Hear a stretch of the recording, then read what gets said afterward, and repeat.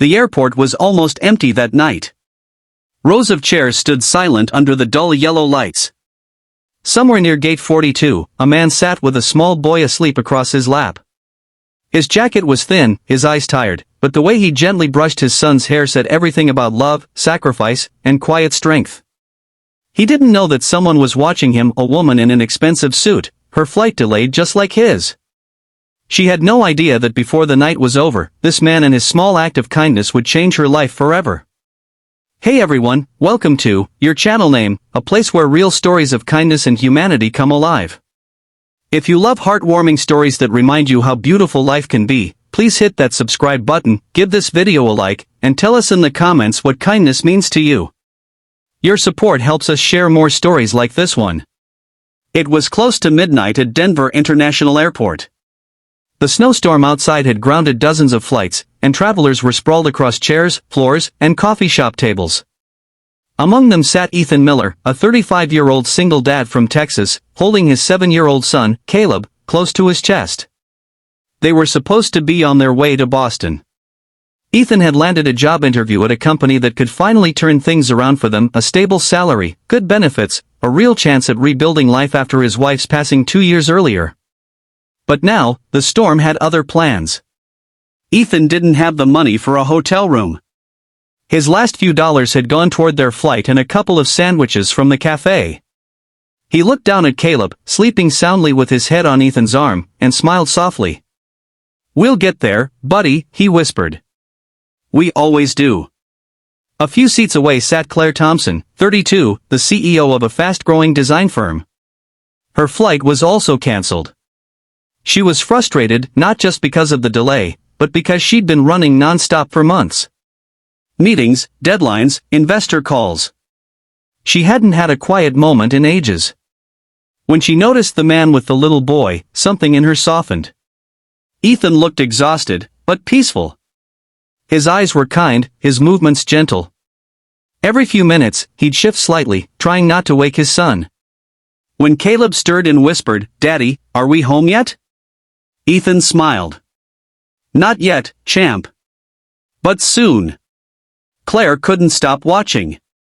She didn't mean to stare, but there was something magnetic about the scene, the quiet strength in his tired eyes, the tenderness that came so naturally. It reminded her of something she hadn't felt in years, warmth. Hours passed. The airport lights dimmed further. A janitor mopped near the windows. Somewhere, a vending machine hummed. Then came the announcement, "All remaining flights for tonight are cancelled. Please see the information desk for rebooking." Ethan sighed. He had no one to call, nowhere to go. He pulled his son's blanket tighter and leaned back against the hard plastic chair. Claire noticed and hesitated. She had a company card and could easily afford a hotel. She thought about offering, but something stopped her, maybe pride, maybe uncertainty about how he'd take it. Instead, she walked over and offered a cup of coffee. "Hey," she said softly. "Long night, huh?" Ethan looked up, surprised. "Yeah," he chuckled lightly. "Guess we're stuck here till morning." "I'm Claire," she said, sitting down across from him. "Ethan," he replied, shaking her hand. "And this sleepy little guy's Caleb." Claire smiled. "He's adorable." They talked for a while. About travel, about weather, about how airports seem to bring strangers together in the strangest ways. Claire learned that Ethan had been working odd jobs since losing his wife to cancer. He didn't talk much about himself, but when he spoke about his son, his whole face lit up. "He's my reason for everything," Ethan said quietly. "I just want him to have a better life. That's why I'm heading to Boston, job interview at a construction firm. If I get it, maybe things will finally get easier." Claire nodded. "I'm sure they will," she said. "You seem like the kind of man who doesn't give up." Ethan smiled humbly. "You don't get much choice when you've got someone depending on you." When Caleb woke up later, Claire pulled a small chocolate bar from her bag and handed it to him. "For the bravest little traveler," she said with a wink. Caleb's eyes lit up, and he said thank you with a shy grin. Ethan smiled again, touched by her kindness. As the night wore on, the three of them shared stories. Claire told them about her childhood in a small Ohio town, how she'd started her company with nothing but an old laptop and a dream. Ethan shared tales about fixing up cars, about teaching Caleb how to ride his first bike. For a few hours, the airport didn't feel so cold anymore. It felt like a small world where two strangers, from completely different lives, had found unexpected comfort in each other's presence. By sunrise, the storm had cleared. The loudspeaker crackled again, Flight 237 to Boston now boarding. Ethan stood, stretching his sore legs.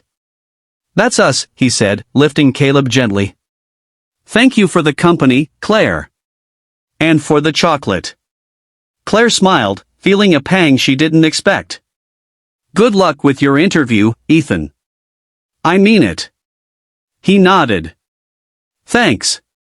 Take care, Claire." She watched as he walked away, his son's tiny hand clutching his. Something inside her told her this wasn't the last time they'd cross paths. A week later, Claire was reviewing new applications for a community housing project her company had just acquired.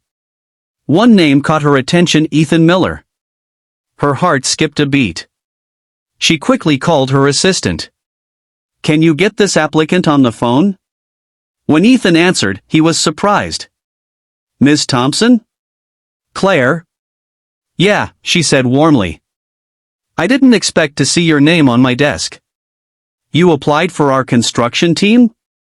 "Yeah," he said, laughing softly.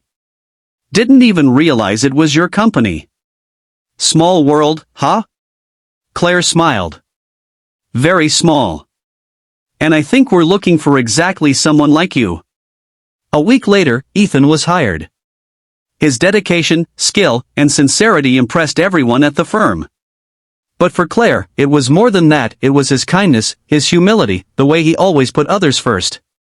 She'd see him in the cafeteria, talking gently to the janitors, or staying late to help coworkers finish projects.